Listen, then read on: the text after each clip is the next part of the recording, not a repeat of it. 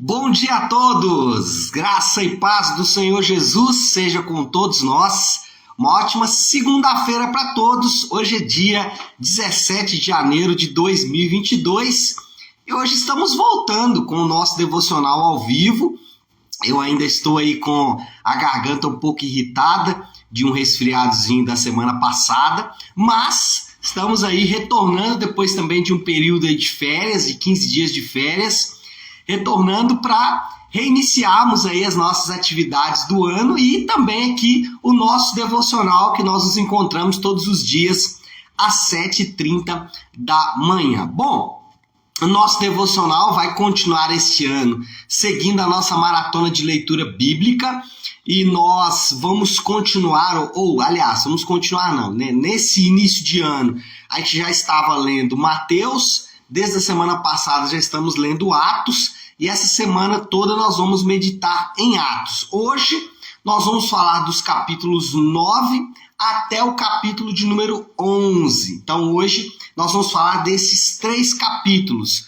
E o tema do devocional de hoje vai ser Então Ananias foi. Olha só por que nós vamos usar esse tema. Lá em Atos capítulo 9, versículo 17, se você tiver com a sua Bíblia aí, você pode acompanhar a leitura, diz assim, Atos 9, 17. Então Ananias foi, entrou na casa, pôs as mãos sobre Saulo e disse, irmão Saulo, o Senhor Jesus que apareceu no caminho por onde você vinha, enviou-me para que você volte a ver e seja cheio do Espírito Santo. Olha só, o apóstolo Paulo, nós conhecemos a história dele. Grande apóstolo Paulo. Ele pregou por todo o Império Romano, boa parte do Império Romano, especialmente ali a região onde hoje nós conhecemos como Grécia, como Turquia, né? Aquela região ali sul ali da Europa, né? Uma parte mais próxima ali do Oriente, mas enfim, Paulo pregou em todo o Império Romano. Além disso, Paulo ele foi conhecido, talvez ele até hoje é conhecido como o maior missionário do cristianismo, exatamente por pregar o evangelho por todo o Império. Paulo foi conhecido como o grande desbravador do cristianismo, levando o cristianismo pelos lugares mais remotos do Império Romano. Nós vamos ver muito sobre a história de Paulo aqui em Atos, especialmente a partir ali dos capítulos 13, 14, né? Ele vai praticamente contar a história de como se deu essas viagens missionárias do apóstolo Paulo. Além desse grande missionário, Paulo foi um exímio escritor, né? Boa parte do Novo Testamento foi escrita por Paulo. Paulo foi pastor, ele pastoreou igrejas, pastoreou pessoas. Paulo foi um líder nato. Paulo foi, talvez, dentre os homens, o melhor ou o maior dos evangelistas e pastores cristãos. Contudo, a história de fé de Paulo começa com uma pequena atitude corajosa de um homem chamado Ananias. Toda essa história de Paulo, toda essa história maravilhosa e repleta de coisas lindas que Paulo realizou, só foi possível por causa de um pequeno homem chamado Ananias.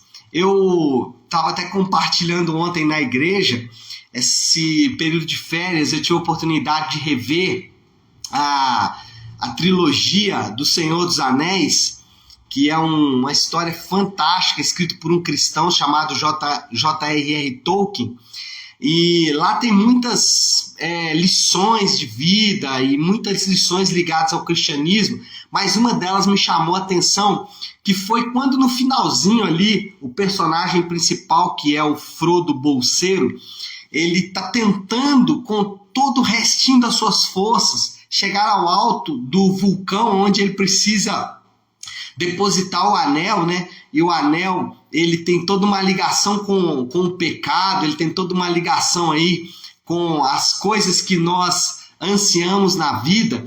E aí, durante a caminhada do Frodo para chegar até esse vulcão, ele já perdendo as suas forças, um amigo dele chamado Samwise que sabe que não pode carregar o anel, que quem tem que carregar o anel é o Frodo, mas ele diz o seguinte, e isso me chamou a atenção, ele disse assim, eu não posso carregar o anel, porque o anel, quem tem que carregar é o Frodo, mas eu posso carregar você, dizendo para o Frodo. Ou seja, ele não poderia levar a carga do Frodo, mas ele poderia levar o próprio Frodo.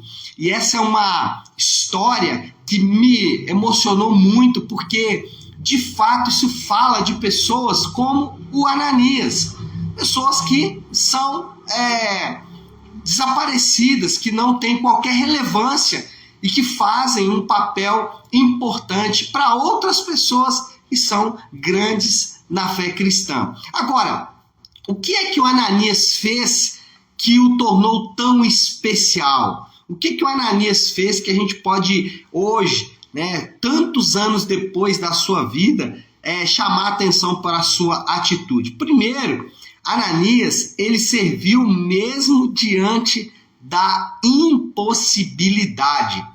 Ananias, ele poderia morrer.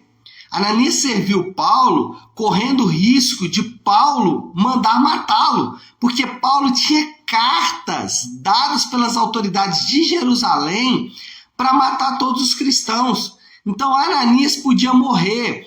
Ele, apesar disso, diante dessa impossibilidade, mesmo diante dessa impossibilidade, ele serviu Paulo. Olha, servir nunca será uma tarefa simples, nunca será. Nós sempre vamos encontrar barreiras para servir. Por exemplo, as barreiras mais comuns, quais que são? Dinheiro.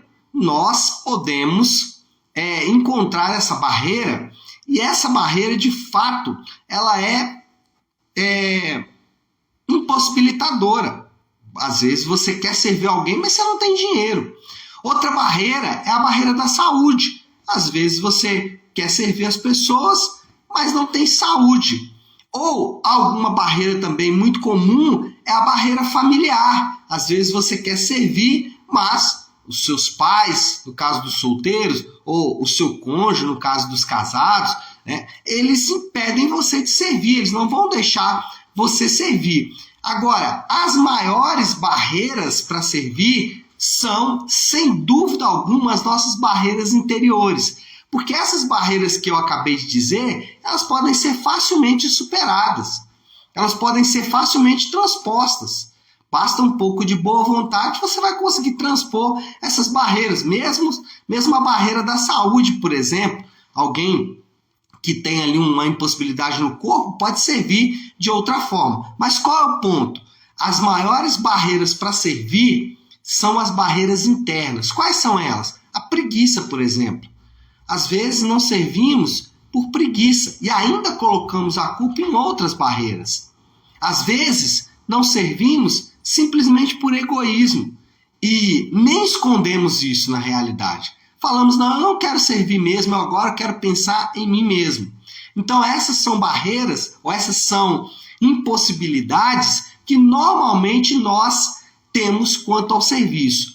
O Ananias é uma grande lição com relação a isso. Por quê? Ananias, ele não tinha a impossibilidade do dinheiro, nem da saúde, nem da família, muito menos da preguiça ou do egoísmo. A impossibilidade do Ananias é que ele poderia morrer. Paulo poderia matá-lo. Ainda assim, que nesse momento não era Paulo, não era Saulo ainda, mas ele poderia matar o Ananias. Mesmo assim, Ananias escolheu servir. Então, não existe impossibilidade, já que estamos falando de uma impossibilidade aqui que foi transposta, que é a impossibilidade da vida. O segundo fator que torna o Ananias especial é o fato de que Ananias serviu sem esperar nada em troca. Na verdade, ele até serviu, talvez pensando, e o texto mostra isso, que ele ainda fala com Deus, tá bom, Deus, é o seguinte, eu vou fazer o que o Senhor está mandando, vou lá servir o Paulo, mesmo sabendo que ele vai me matar. Na verdade, Ananias serviu pensando que o que ele receberia em troca seria animosidade. Então, o que faz Ananias especial é que ele serviu sem esperar nada em troca. Ele não ganhou nada para servir Paulo. Olha só que interessante. Paulo nunca citou Ananias em nenhum de seus escritos. Paulo cita diversos ajudadores que tiveram no ministério dele. Paulo escreve para cooperadores do ministério dele em vários lugares, mas Paulo não faz menção ao Ananias. E isso é interessante. Por quê? Porque normalmente nós servimos esperando receber alguma coisa como pagamento. E quando eu falo isso, que nós servimos esperando receber alguma coisa como pagamento, você pode de imediato falar assim, não, pastor, eu sirvo sem esperar nada em troca. Mas vamos pensar um pouco. A gente não serve esperando um elogio? A gente não serve esperando que alguém fale assim, olha, boa coisa, que bom que você fez, você é demais, você é fantástico. Talvez você diga assim, não, eu não sirvo esperando um elogio. Mas talvez você serve esperando uma atitude de volta da pessoa. Quantas vezes nós servimos alguém e esperamos que aquela pessoa dê uma resposta positiva ao que nós fizemos para servi-la? Você já imaginou se depois de Ananias ter feito tudo isso, Paulo não se tornasse quem Paulo se tornou? Você já imaginou se Ananias, ou na verdade, talvez a questão aqui seja até mais profunda, você acha que Ananias, quando foi lá servir Paulo, orar por ele, porque Paulo não estava enxergando por causa da visão que ele teve no caminho de Damasco, você acha que Ananias sabia que Paulo seria o maior missionário cristão? Certamente não. Ananias serviu sem esperar nenhuma atitude da parte de Paulo. E mais, nós às vezes servimos esperando reciprocidade. Isso acontece com os casais, por exemplo. Você faz querendo que aquela atitude sua gere um resultado. Não que isso seja errado. E às vezes nós fazemos isso, devemos fazer mesmo. Tratar bem a nossa esposa ou o nosso marido, para que ele possa nos tratar bem de volta. Isso é normal. Mas o grande detalhe, o que tornou Ananias especial, foi o fato de que ele serviu sem esperar nada em troca. Não é fantástico isso, gente? E por último, Ananias, ele confiava no Senhor, ele confiava em Deus. E ele demonstrou isso. Ele disse, Deus, eu vou lá servir o Paulo, mas vou confiando no Senhor. Por quê? A vida dele pertencia a Deus. A vida de Ananias agora estava na mão de Deus.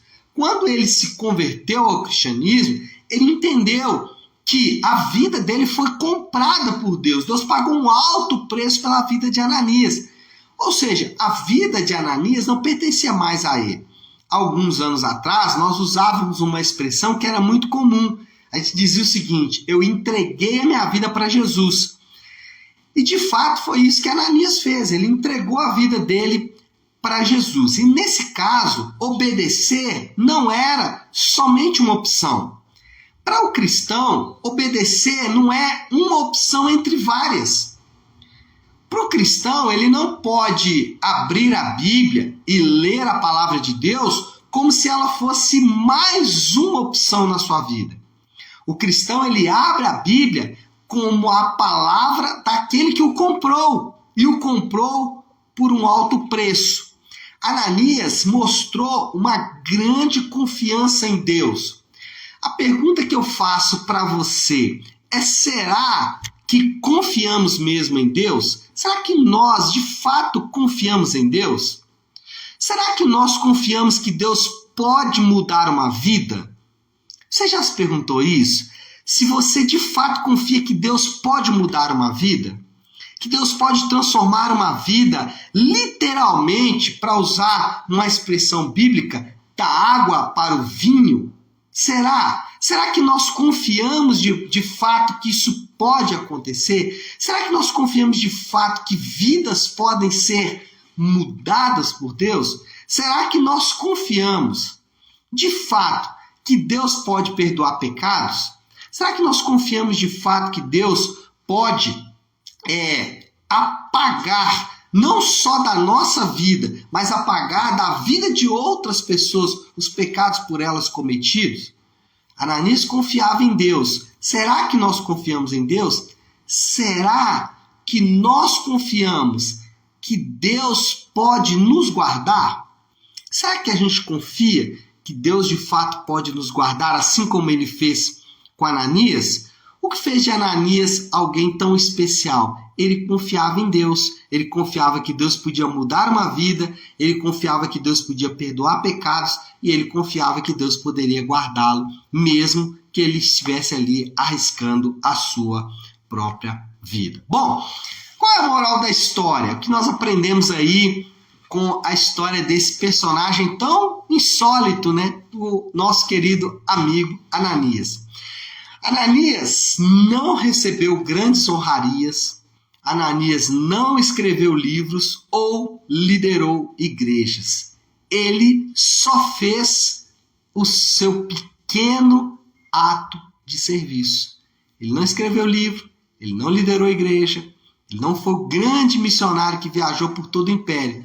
Ele fez só o seu pequeno ato de serviço por aquele que sim, seria o maior missionário da igreja, escreveria livros e lideraria igrejas, o apóstolo Paulo. Mas Ananias, ele fez o seu pequeno ato de serviço. Então, você e eu, nós podemos aprender muito com isso, que o nosso pequeno ato de serviço também tem um valor e tem uma importância muito maior do que aquela que nós imaginamos. Ou, às vezes, até rejeitamos, achamos que pequenos atos não podem ser feitos ou não têm valor. Bom, qual é o desafio?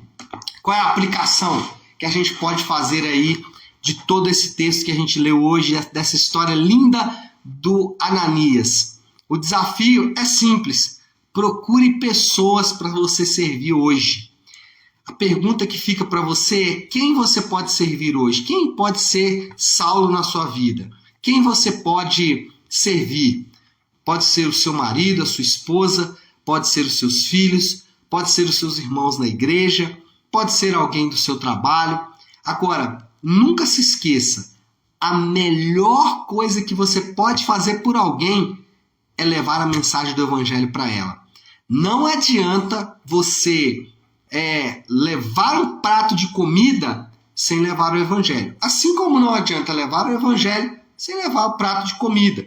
E aqui eu estou usando o prato de comida como uma figura de linguagem. Pode ser literal, você pode talvez ter que levar um prato de comida para alguém, mas eu estou aqui apenas usando uma figura de linguagem. Pode ser apenas que você vai levar uma palavra de ânimo para quem está desanimado.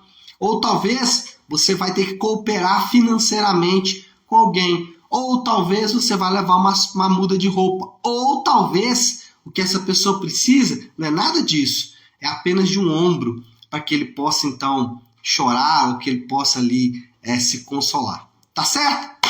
Vamos orar, meu povo?